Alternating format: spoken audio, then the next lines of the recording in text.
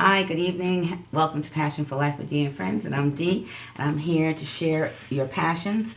And my passion is all about education and sharing about better life so that you can have, the best integrity of life because you have to get back to basics.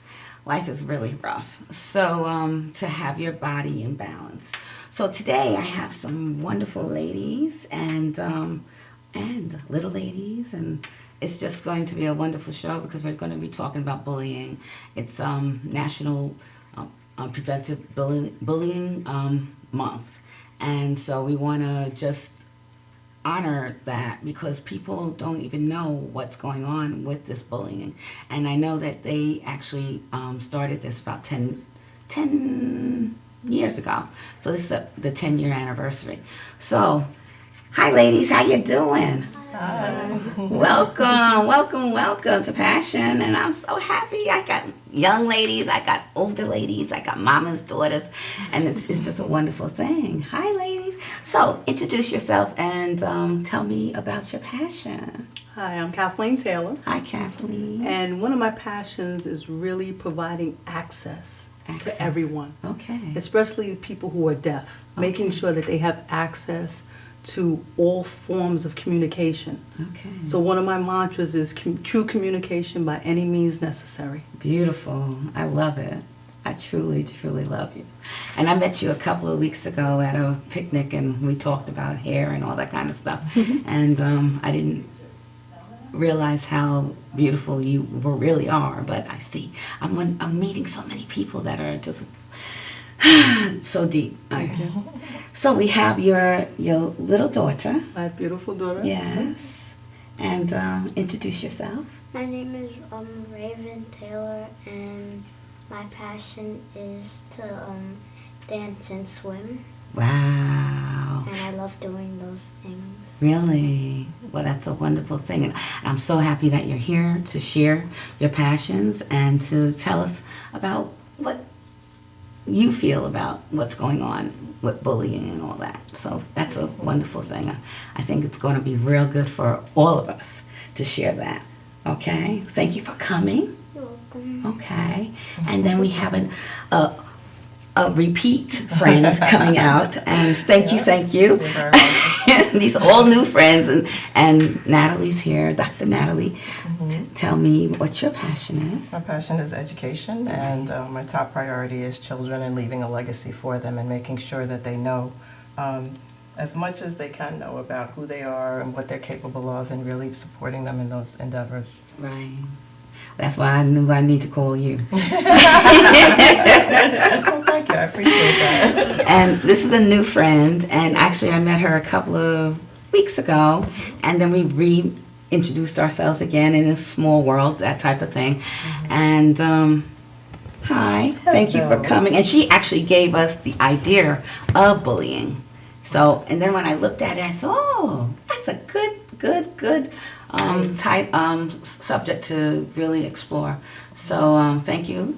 And introduce yourself. My name is Terry Morris. Hi, Terry. And my passion is inspiring others, and I am on a mission to inspire teens to just change that next generation and building them up into strong leaders.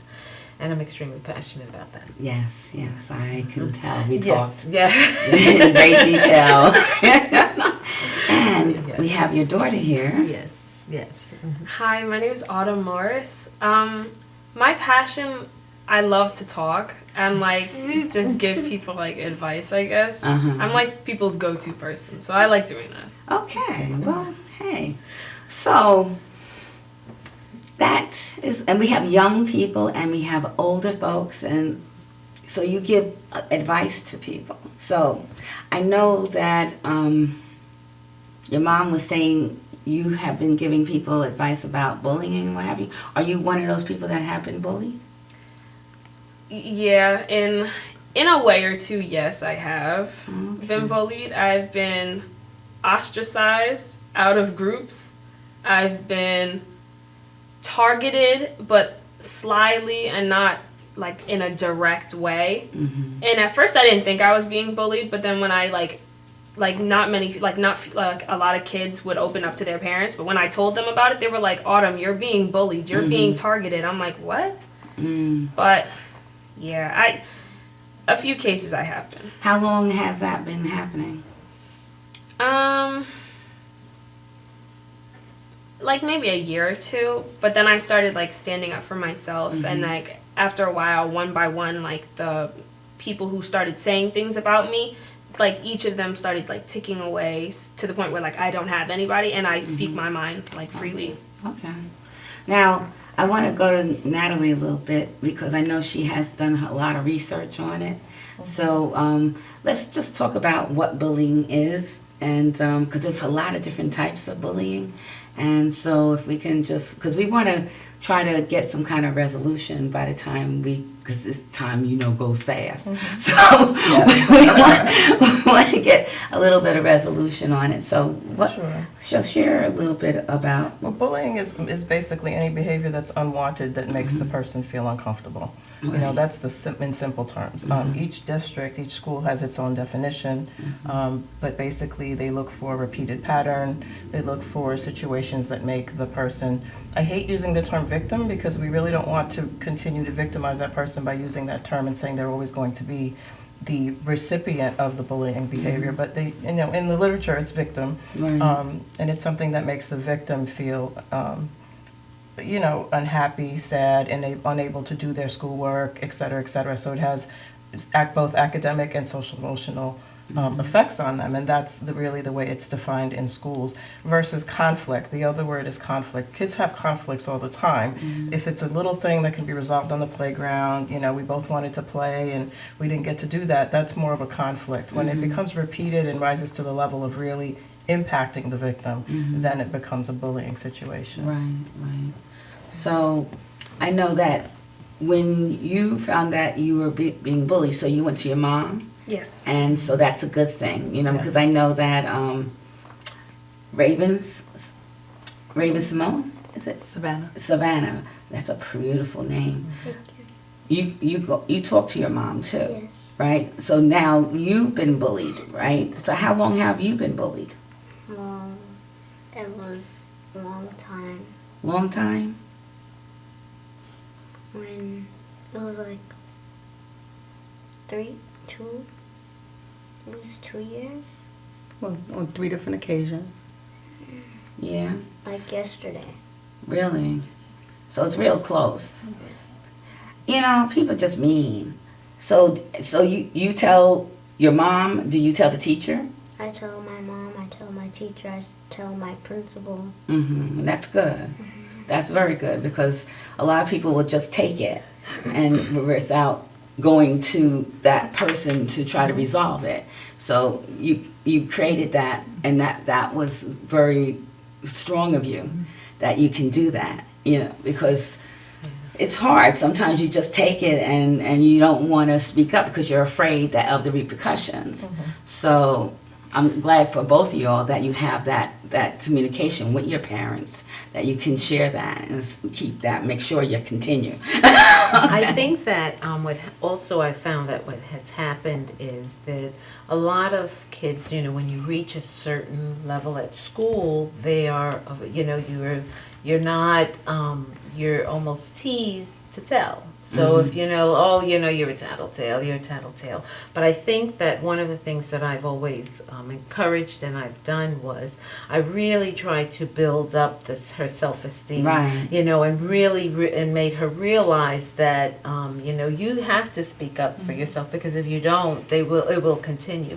But one of the things that I will say is that one of the things that I have instilled in her is that when you do see a bully, sometimes you have to also understand that hurting people hurt people. Not because they want to, but, that there's something that they're hurting, Right, that's right. hurting them. Right. And what, Autumn has done is she's really taken these strong, stances because she will speak up. She's not afraid that if there's a crowd, because, like even with sometimes there's some special kids, and I think it infuriates her even more so when she sees that. And she will, where they're like, what I'm not doing anything. And she's like, yes, you are. And let me Yeah. tell you what I saw that you did. Yeah. And I appreciate that. And I absolutely respect the fact that she was able to do that, because you can be ostracized for saying something. Yeah, definitely. But if you're strong in yourself, Right. and you know it, and you're okay with being with you at the end of the day, I think that other people do respect the fact that you did speak up, because they weren't able to do Right, that out right. of, you know, Yeah.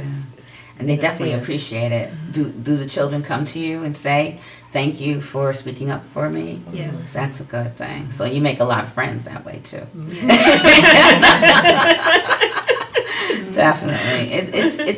It's sad because nowadays it seems like it's different than when we were growing up. Because when we were growing up, you know, you get mad at somebody. It wasn't a form. Well, I guess you had some bossy people.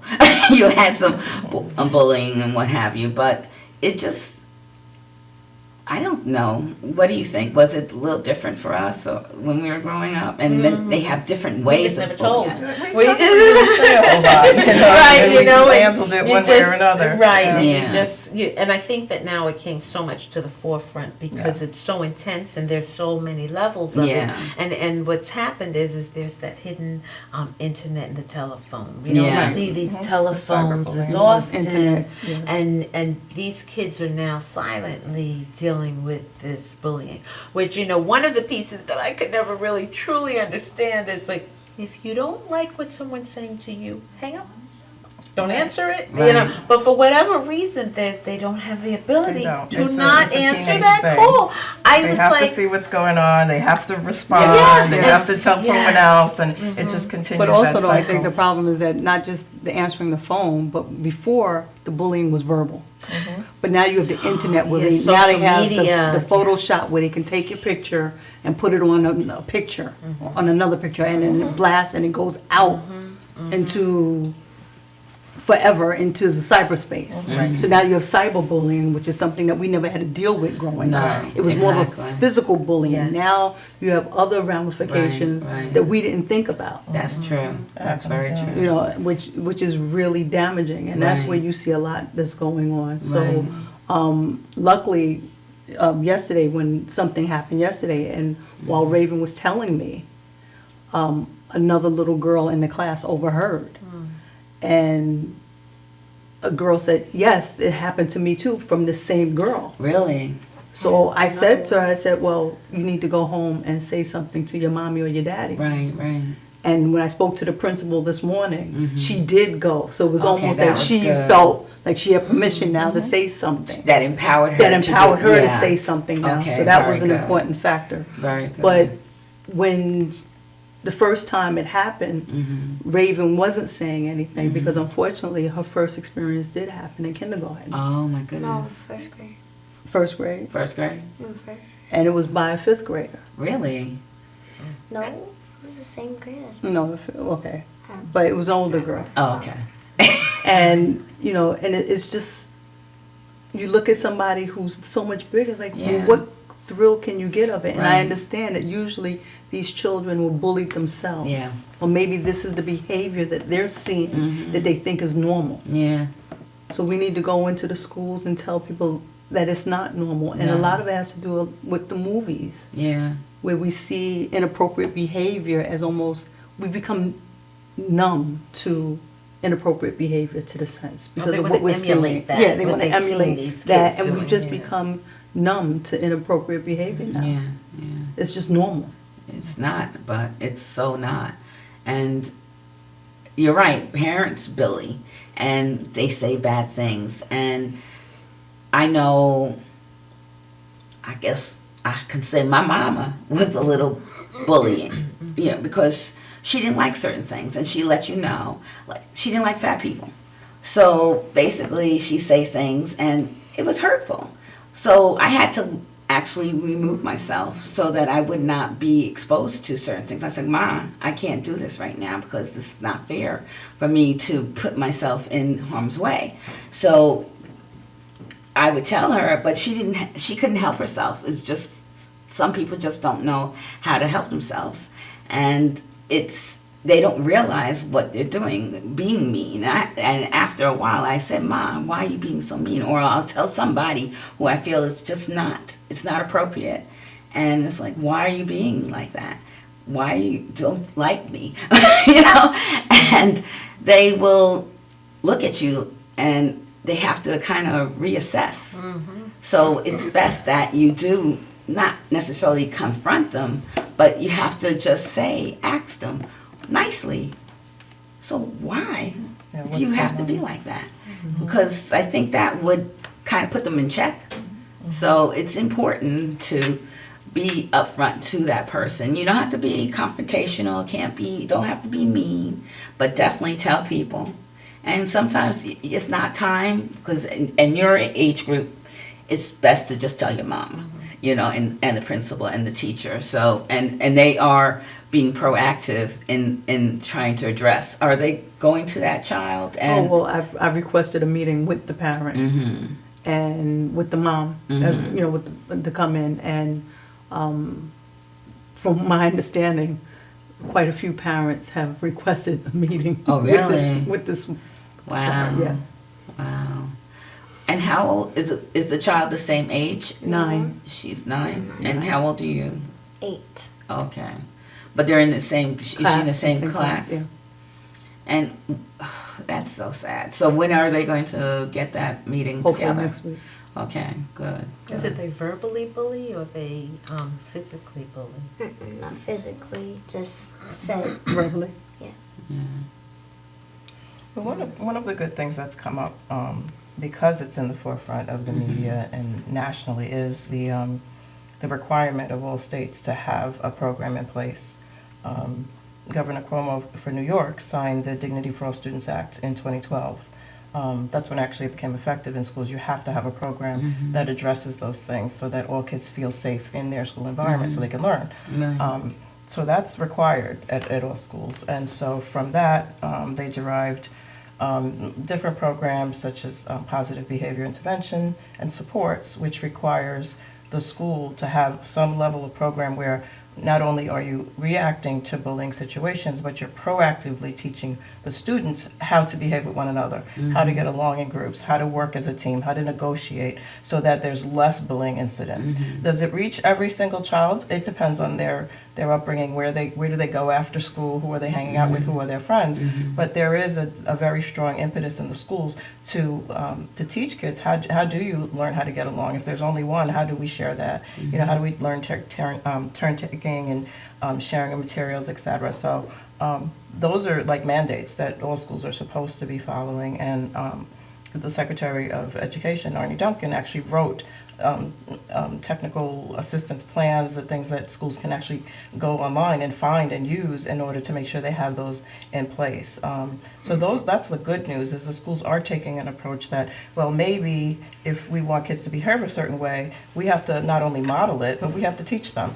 You know, this is how you behave in a group. This is how you take turns or walk online and, you know, push and shove, because they do see those things in other places. And it's up to them to kind of decide, well, what's the most appropriate behavior, and if nobody's giving you that from home or from your friends group or from wherever you go, somebody has to intervene and say, this is how we're going to do business here in school. You know, and this is what's acceptable and this is what's not. So I think that as long as we continue to do that in partnership with the home and the community and everyone else, then the child gets a sense that I'm safe in telling what I'm telling, because it's not part of the rules that I know exist in my home and at school. So then it's okay to tell those things. There's a difference between telling and tattling.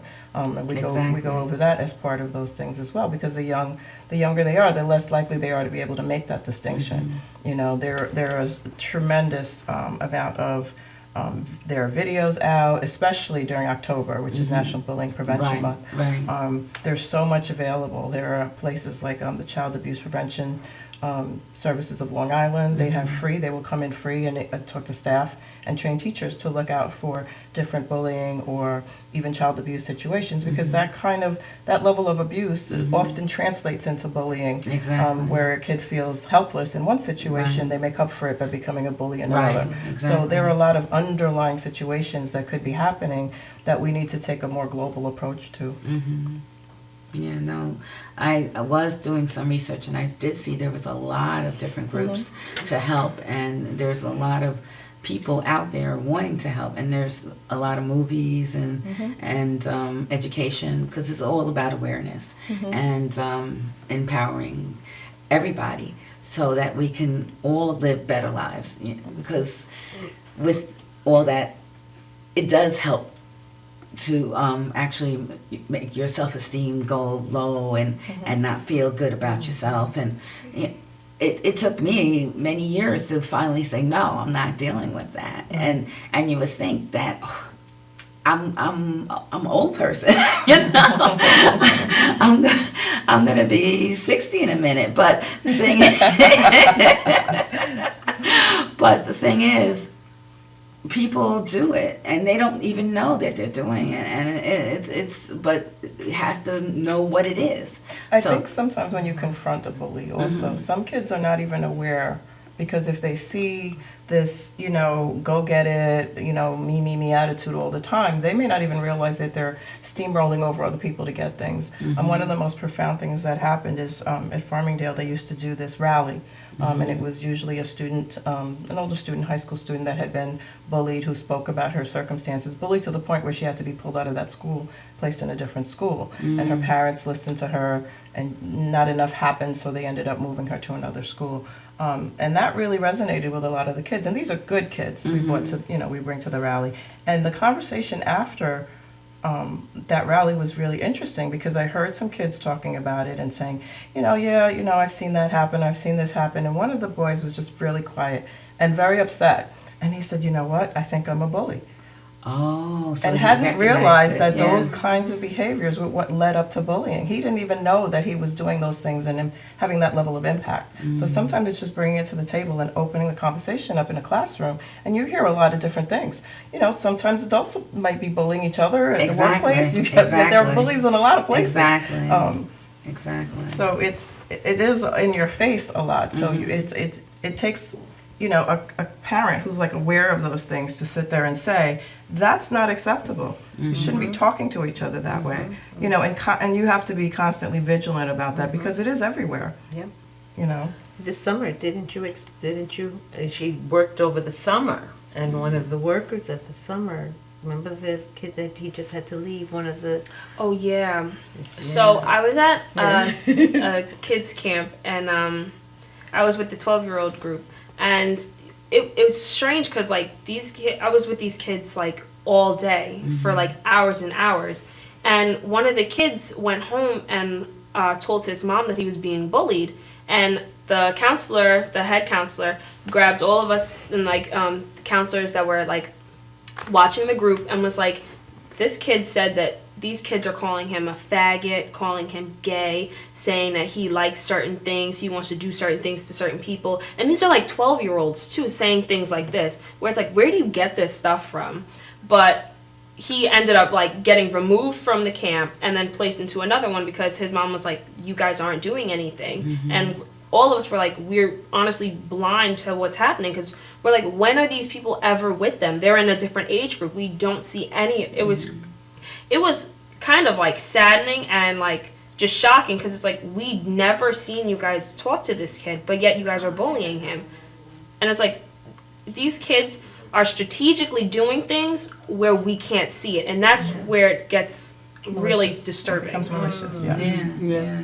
But they're doing it probably also on the phones and so that you don't necessarily see it. So that's the cyber bullying, and it's just a different world nowadays. So it's not a verbal thing. Right. But also a lot of times within the schools themselves, the children know where the cameras are set up. So they'll do it just out of the sight line, because since they pass by the security desk, they can see where the monitors are. So they know exactly where to go. And that was a big issue in Raven School before. Really? And this is an elementary school. That's crazy. So the children, they can see where the security station is and how the cameras are set up. And so this is how the children are thinking. They know exactly where the camera ends. You know, and it just is what reminds me, because my girlfriend just called me like in the beginning of this week, and you know, she's like, oh my gosh, you know, Terry, my niece, she was in school, was pushed down a flight of steps, and you know, so she's on crutches, but they've instilled such a fear in her that I guess, you know, her mother's like, well, when did they talk to them? She goes, yeah, I can't remember who did it, and she will not tell. She's on crutches. She's on crutches and will not tell who pushed her, and she knows who pushed her. And then, you know, because then during the week someone said to her, you're not dead, right? You know, what's the big deal?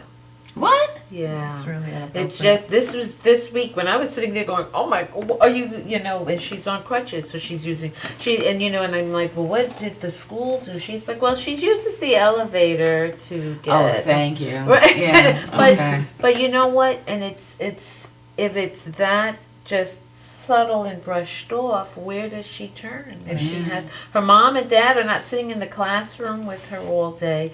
And what I did find is that the parents themselves sometimes are bullies. So they can't relate to that whole discussion of talking about my child as a bully, because the parent has been they have that same, there's such a bully behavior. And you know, unfortunately, it's, you know, this kid still in fear, and then another child will see that nothing really happened, and I'm not going to say anything. You know, I know that for me, you know, bullying makes me very furious, but I did have to arm my kids with enough strength to stand up for themselves. And one of the things that I did find out, that I found that did work, is that when, you know, someone is, you know, unfortunately, they will come to the person they think they can get away with it. And if you say, don't talk to me like that, I don't like that. Don't do that, I don't like that. And that it tends to kind of ward them off, because you're not as easy of a, you know, a prey or a target for them. Exactly. But, you know, she's like, don't speak to me like that. I don't like that. And they're like a little taken back, like, whoa. But, you know, sometimes it's like, because, you know, we don't really know what all the answers are. And how do you help them? How do you help them? This little young lady, she literally, I mean, she may have to have surgery on the knee, but will not tell. What do you do? And see, physical is really, well, all of it's bad, okay? But when you get physical, you can hurt somebody to the point that... Well, it's considered an assault. Yeah, exactly. That child was assaulted. That's, Will not That's the language you need to use. If your child is now on crutches and expected to have surgery, she was assaulted.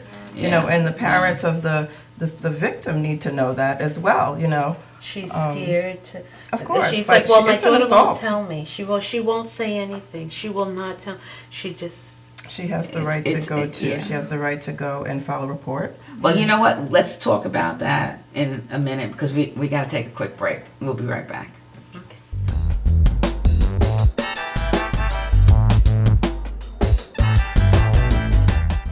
Galaxy Luxury Coach is a full-service limousine and party bus company.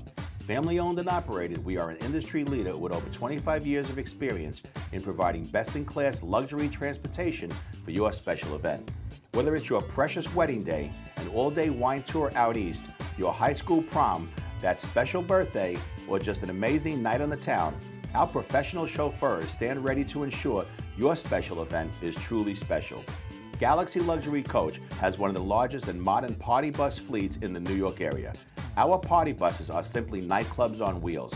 Concert sound systems, light shows, lasers and strobes, multicolor LED lighting brilliantly lights your party bus inside and out.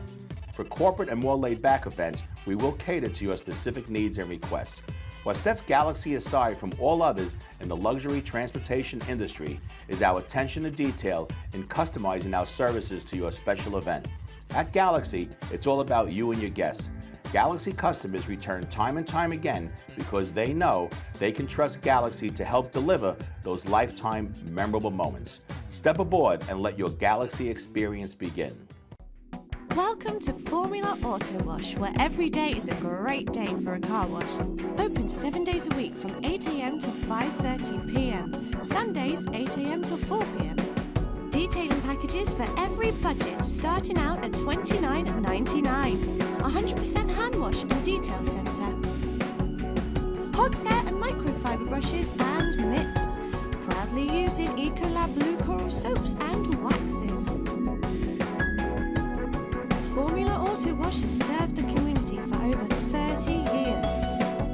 Senior discounts all day, every day. Ladies' Day Wednesday, $3 off any wash. Early bird discount Monday through Thursday till 9:30 a.m.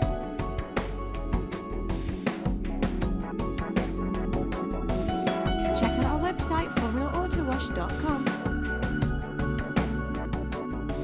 Shannon Gates is the #1 fence provider on Long Island, with the most inventory in stock, including vinyl, chain link, and aluminum. Gates offers a custom powder-coated system that prevents rust throughout the life of the fence. We carry fence tools to the trade. We even stock wood, rail, and glass hardware as well. Shannon Gates has our very own patented locking system. The next time you need fencing of any sort, both commercial and private, give Shannon Gates a call at 631-392-4330. You can also visit our website at shannongatesinc.com. Galaxy Luxury.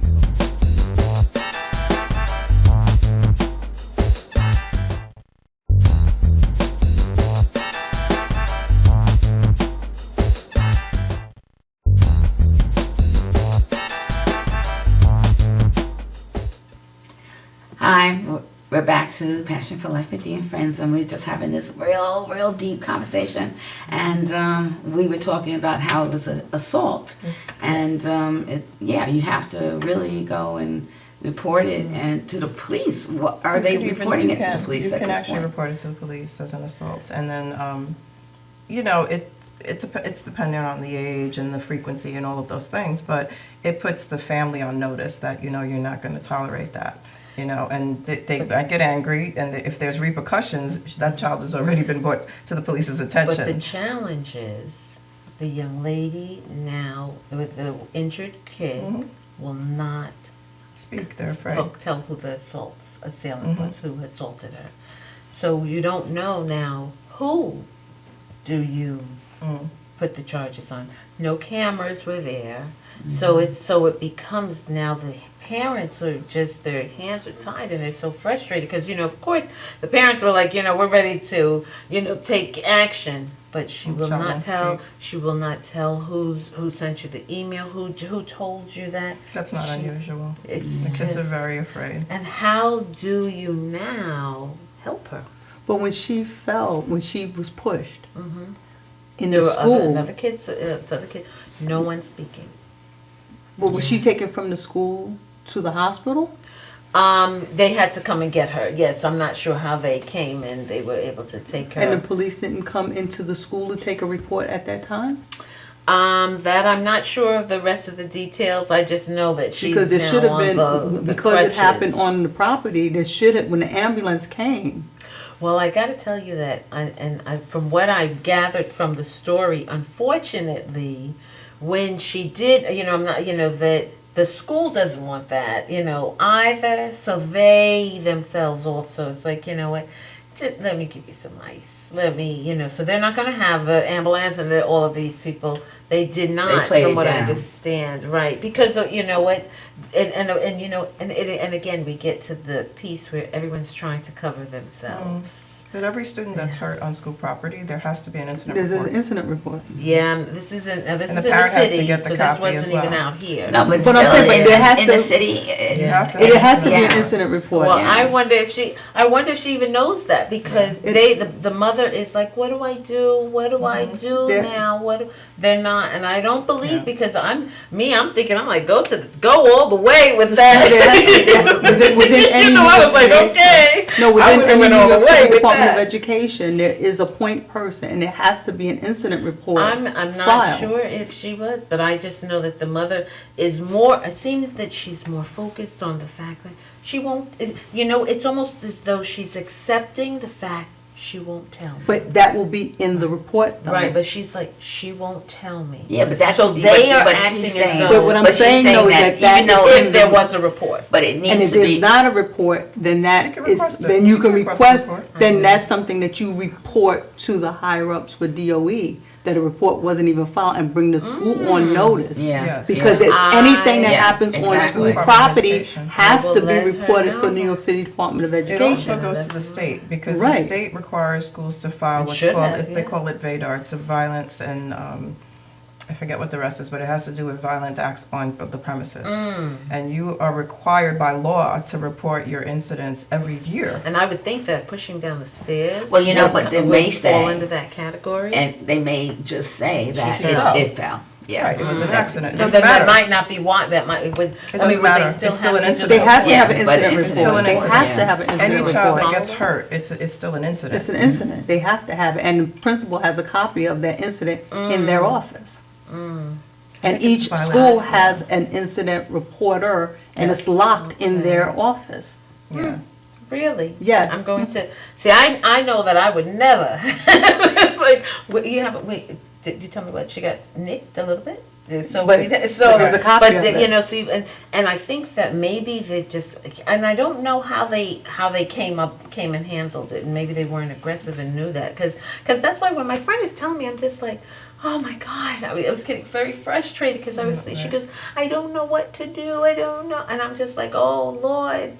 Oh, you know, I'm like, can't go to your school too and fight for you, but you know, Right. it's But just. they do, you know, parents have need to some definitely advocacy as follow well. it. Yeah, And then that's also right. at the Yeah, hospital, exactly. they interviewed her at the hospital. She can get a copy of the report from the hospital. But she did, and she's on crutches, so. yeah. Okay, Yeah, so you can that's get a copy serious. of the report from the Yeah. hospital as well. I will definitely, you know, because I think that, I know that I was getting more frustrated at the fact that they said what, and you're just leaving it like that, and, Yeah, you know, no. and, yeah, and when I'm sitting there going, okay, you see, and maybe they did just, maybe if the parents, because I found that if the parents don't know all of their rights, the people won't tell.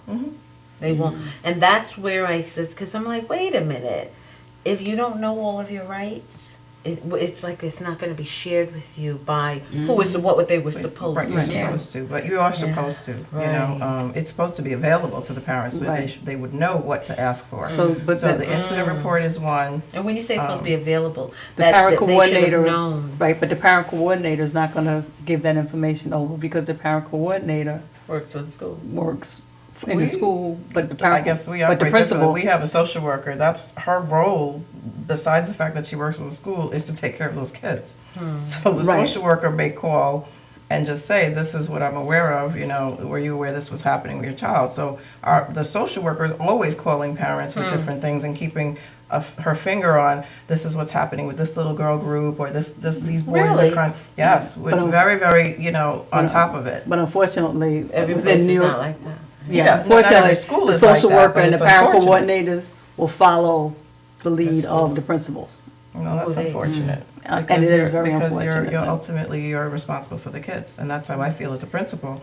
You know, when things were reported, we dealt with it, and I would bring whoever it was in, and it didn't matter who they were, and I would say, you know, we don't tolerate that. You cannot do that in my building, you Yeah, know? see, I think that everyone, they're not all operating like that. And I know that, I can tell you that they're not all operating like that. It's a lot of, there's no personal accountability. Everyone That's a big seems problem. that they want to. And I found that, you know what, that there's not one person that's completely perfect.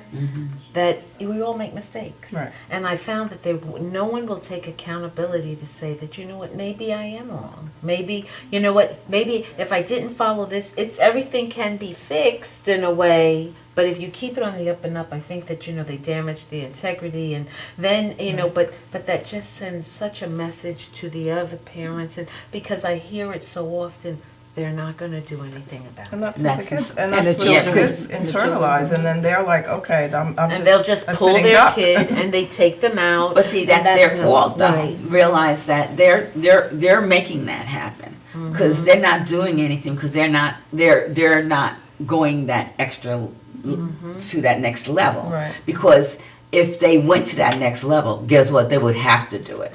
Is that correct? You know, because they can't. Well, yeah, you can't ignore it. You I mean, can't if a ignore parent- it. If a parent requests an incident report, you Have need to- to produce an incident Right, report. exactly. And the thing is, investigation, there should be an investigation. There should always be an investigation. You know, so It has to be, therefore, there's definitely something wrong, and something broke, and people have to really, like you saying, advocate for each other's with health. When you have your sicknesses and what have you, I know when my people were in the hospital, I had to advocate for them because otherwise they would just sit there and was like, okay, oh, whatever. Right. But you have to advocate, and you have to be forceful in what you want and know what's right. And if it's not right, you need to say, well, this is not right. Each incident has its own kind of flavor around it. It depends on, you know, is this a history, or is this a jealousy piece? Is it a, you know, you made friends with my friend and I don't like that? You know, it's got all these little components depending on the age group, depending on if the child's new to the building and they're just coming in, and now the new kid, you know, typically there could be a bullying situation there, or they could be embraced. It really just depends on the culture you set up also. But you also have bullies who, you know, challenge the administration to go ahead and call my parents. You can go ahead, if you want to deal with my mom, you go ahead and call my mom and make her come out of work and come get me, and you see what you're going to get, because they know what their parents are like. You know, so they're acting like their parents. So they're like, okay, you want to call my mom? Go right ahead. You know, and then what do? Now you have a different situation, because that child's not afraid of you calling their parent, because you're going to have to deal with that parent. You know, and they're like, sure, I'm back in your office, so you're going to call her again, and you have to deal with that parent and say, here are the things that your child has done that are not acceptable. And that parent can yell and scream and want to bring lawyers or whatever it is, and when they're done, you still need to take your child home because they're being suspended. Right. And see, that's where that's what needs to be done. Because the thing about it is, like, you cannot buckle under to say, you know what I mean, okay, now this parent is bullying me, you know what I mean? Exactly. This child is bullying. That's exactly what happens. And I found that, I think I have seen that it was left like that.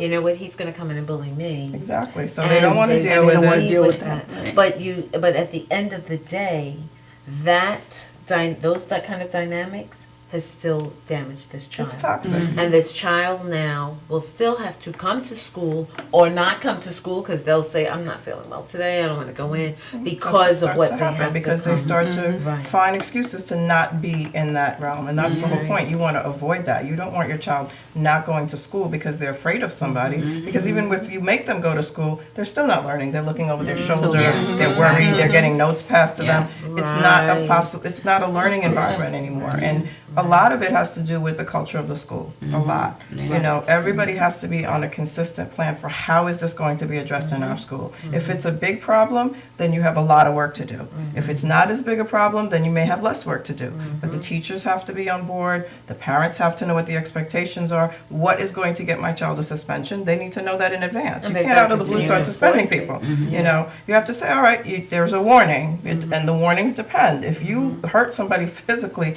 there is no warning for that. Right. You know, you will be suspended right then and there. There's there are levels. You know, you Mm-hmm. have to look at each case and say, this is not acceptable. This poor child is on crutches. You need to go home. No tolerance. But also Yeah. the That's parents zero need to tolerance. understand, Yes, but zero parents tolerance. also need to understand that there are certain cases that will be sent over to the authorities Right, outside. Exactly. absolutely. You know, and Yeah, people I'm don't like that. realize Yeah. that. It can go outside to the police department. Right. That might have been the first place I went. Well, that would have been me as well. I would have said Now, with Savannah, if there's like 5 parents that are going to be against this child, they can't bring them all together at one time, or they do.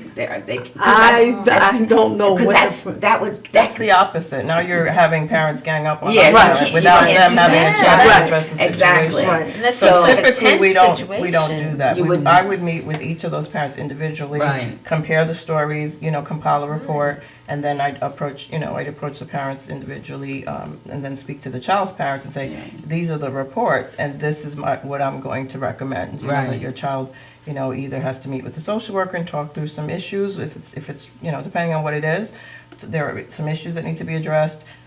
it may warrant a suspension. If there's that level of, continuity in her behavior, it may warrant a suspension. Now, the thing about suspending a child is, I'm not a big proponent of suspension because I feel that if a child is already having issues at home, you are sending them back into the lion's den for more whatever. Right, exactly. Abuse, the parents angry, they have to miss a day of work, they don't have anybody to leave them with, and God forbid, they may just leave them alone at home, so it's worse. Right. So I'd rather have them in school. So what we've tried to do as much as possible, unless it really, really warrants an out-of-school suspension, is have the child come to school and have an in-school suspension, which means a building has to be ready to absorb the cost and, the factors and have a system for that. You have to have a space because the child is not going to be in the regular classroom, but they're going to be required to get to do the work that everybody else is doing in their class. So they need somebody that can be there, a teacher, teacher's aide, whatever the school system works out that is acceptable to monitor them as they work. But you're limiting their access to the other students because of which is, it seems, punitive, but it makes sense. If you can't, typically the way we word it would be, if you don't know how to be with your friends, you can't be them until you think about it, and let's make a plan. Part of your day without them is to make a plan for how would you deal with that differently next time. So we have peer mentorship sometimes, there's peer mediation, there's the social worker will speak to that student, but they will spend the day in a space, not where somebody else can come and bully them and tease them, oh, you have to stay there. It's just another room that we use for instruction. So they're not with their class for the most part, and they have to do their own work. So it gives them, they get the education that they're entitled to, but they don't have access to hurt students that, for a day, 2 days, whatever it is. And hopefully they don't like that time period where they have that, because now you have there is no cell phone, there's no playing, because there's somebody sitting with you that whole day, monitoring your work, helping you finish your work, anything you can't finish or you want to do it something different. So it's kind of like an all day. It's probably a good situation for many kids, because now you're basically one-on-one with an adult who's going to help you complete your work all day. So it's not ideal for the kind of child that typically would like to be doing something else. So they're like, I don't like this. So then I would come in and talk to them. I say, okay, so how was your day? Well, it was a lot of work. I had to do this. I had to do this. I said, so what are you going to do differently next time? How can we make this situation go away for you while we make that situation go away for them? Let's talk about that. Because I think it's really important that the whole system has to be, consistent about what their expectations are. You can't do this here, but then next time this happens, and sometimes this happens for this child because her mother spoke up, but that one, mom's not coming in, so we're not going to deal with it. Right. You really have to be very upfront, and it takes a lot of work, and it takes a lot of training and working with your staff and the parents as well. And, some parents, the sky's always falling. So it's not, this is not a bullying incident. They tripped and fell because they were playing soccer. It happens, If constantly your child is being tripped every time they play soccer, now we have a different problem, So, some people cry wolf a lot too. And then we investigate that as well. And it comes back unfounded. They may not like it, but it comes back that it's unfounded. It was a one-time incident, never happened before, hasn't happened since. Child apologized, the other child, it was handled. So those are more like conflicts or just typical accidents that happens in school. But, there is a different level when there's bullying to the extent where someone's hurt. There are so many stories in the news where kids take their own lives because they just can't take it anymore. It's just too much. I don't want to go back to that setting. Nobody's doing anything. It's happening to me every day. And then it's 24 hours a day because they have access to a cell phone or a computer. They make me look terrible on social media. They say horrible things about me. There are pictures floating around. It just becomes so unbearable, especially for teenagers that are in that, creating their identity and learning about who they are and self-esteem. They're already awkward and trying to hide and don't want to talk to anybody anyway. Right. So that just makes their lives miserable, and it can't be tolerated. We have to do something to support our students, and I think it starts first at home and then also with a school and a great partnership. I think that's really important. I think that because even for the home, one of the things I found, because some of her friends, I think they talk more to me than they probably talk. Yeah, they call her Mama Morris. They share my mom. So she's like, oh, you're my mom. But they seem to talk more to me and just open up more than I think that they would even do at at home. And that, I think, is where the disconnect is, because if I'm not, you know what I mean, sometimes it's like, if you didn't tell me, how can I advocate? You know, I don't know what, and they don't want to share. It's like, you know, like with her, it's like, I don't know, sure if you've ever seen a teen on her phone, it's like a black screen, it looks like it, but they turn the lighting down so low that they've learned to read it. When I'm sitting there going, and I go, why? And she'll go, do you see this picture? No, because it's really dark. It's like, you know, but they turn it down, and the, you know, so the parents don't really even see what you're, you know, they're communicating, you know. I've just learned to read reactions, and I've learned to read, you know, their emotions. So I know if something, you know, if you're not feeling good or something's bothering you. But they make it really hard because the kids, you know, they go in their room, you know, they want to be behind closed doors, you know. It's like, you know, we don't really have closed doors in my house. It's like, you know, otherwise you get it off the hinge. But, you know, Lisa. Even elementary school ones, I mean, even something simple like, you know, watching something on TV, on the Disney Channel, Disney Junior, I have to say, well, you know, Raven Savannah, come, let's sit down and talk about what we just saw. Right. You know, this is make believe, but what would we do about this? So I'm always having that open communication with her. You know, I'm not waiting until the teenage years, but letting her know, you can come and talk to us now. Don't follow this, you know, what's going on. And you know how it is, you're tired. All of us are tired, but she doesn't need to know I'm tired. That's right. She does not need to know. I'm still her mom. Dad, wake up, you know, whatever, you know, talk, what's going on, how was your day, what did you learn today, who was talking about what, who was doing what. I want to know everything that happened while I'm holding my eyes open. You know, but I want her to know that I'm interested in her day, the good, the bad, everything. And that she can come and talk to me. I mean, she doesn't have a cell phone yet. She's not driving, but I'm already, you know, no cell phone. But I want her to know already that, you know, when she starts going out, let's set up that message where if something's happening and you're uncomfortable, use me as the, you know, mommy wants me to come home now. Use me as the person for you to get out of that situation. Definitely. And save face. And, That's you know, what really save happens. face. It's When all they're right. older, it's all Blame about me. saving Yes. face, and I don't And want it's to look like okay. I can't stay any longer. You know, we have that situation in our house. My daughter is 17. She's about to be 18.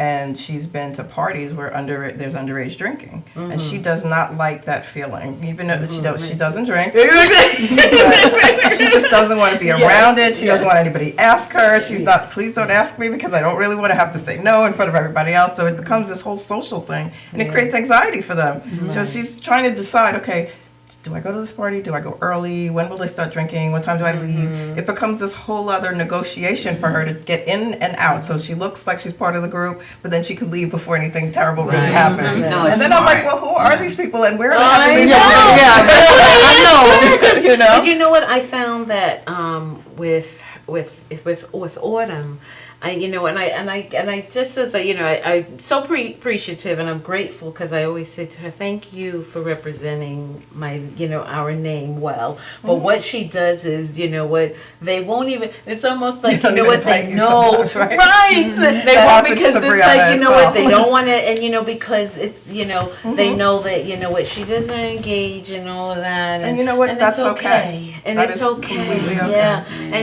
And that's why sometimes it's like, I thank God, and I think because we built that foundation that when they do get to this age, it's like I'm okay, it's like because one that kind of crowd, if that's not her crowd, so they're not going to draw her into it, right, exactly. And you know what? And she and she shares with me, because that's why sometimes I'm like, oh Lord, please don't share too much with me, because I have to look at these people again. I'm always like, okay, let me sit down. Whenever I get Mom, I need to talk to him. Like, oh my God. So then when the friends come here like this, hi, oh my God, I know too much about you, but let me leave, But what she does is, she'll try to use that as her moment to help counsel them, one, but two, she knows to let me just kind of, you know what I mean? She knows her boundaries and they know hers. So, you know, I know she has one friend that, you know, when her friend wants to be wild, she won't invite her. But then, you know, she'll, so, you know. It becomes an interesting social negotiation about the groups that you travel in and out of. And I'm watching this child who was shy and didn't really want to be able to do any of those things, going in and out of these groups very fluidly, being able to move in and out of a group. I'm going to go to that party, but if I stay late, let me get out of there. I'm going to go to his party later because I know him since kindergarten. I know the family. Much safer place to stay late, you know. So she went to, she was out in the Hamptons at a fancy party, and she was like, yeah, I'll go there first. At least I can go hang out, whatever, and then as it gets later, I'll go to my friend's party that's closer to home on top of it, and I know the family. So if she needs to stay overnight or it gets very late or whatever, for whatever reason, you know, so she's making these choices that I would have, you know, when she was younger, I would be terrified to, but I'm watching her make all these great choices, and you sound like the same thing, and I'm sure Raven. Please don't tell her that. Just don't say that she stayed late, because I'm like, nope, she gotta come home. There are time frames. There are time frames. Really good conversation, and we only have about 3 minutes. Oh wow! So basically, we have to let people know that they can reach out. They can go online. They can ask questions. They need to reach out to their social workers, to the different groups that are have prevention groups and with bullying, because there's a whole mess. One of the main ones is PACER, PACER.org. Okay. And they have a whole website that has things for parents, teachers, students, schools, and they always have little videos that range in age from K all the way up through high school. So the videos are age appropriate. There's activities for kids to do. It asks the kids to rate themselves as bullies or as victims. So there's a lot of things there that parents can even use as conversation with their child, especially if they've experienced bullying. So that's a really positive website to use. I've used it a lot. And I'll tell you, bullying doesn't just stay in schools, okay? You have it at work, you can have it in your church, you can have it wherever. Unfortunately, it's people, it's sometimes it's just the culture of people, and people are different. You know, I know they're trying to teach people about diversity and inclusion and what have you, because people they'll perceive something different. So another person's culture will be perceived, and if you do something that would be conceived as bullying, you know, because they just don't understand where you're coming from. And if you keep on doing it, you ask them, no, please don't do it, because it's not comfortable, then you need to stop doing it. You know, because I know with myself, I have somebody that interrupts me constantly before I can finish what I'm trying to say. And at one point, I finally just told her, I said, you're rude. I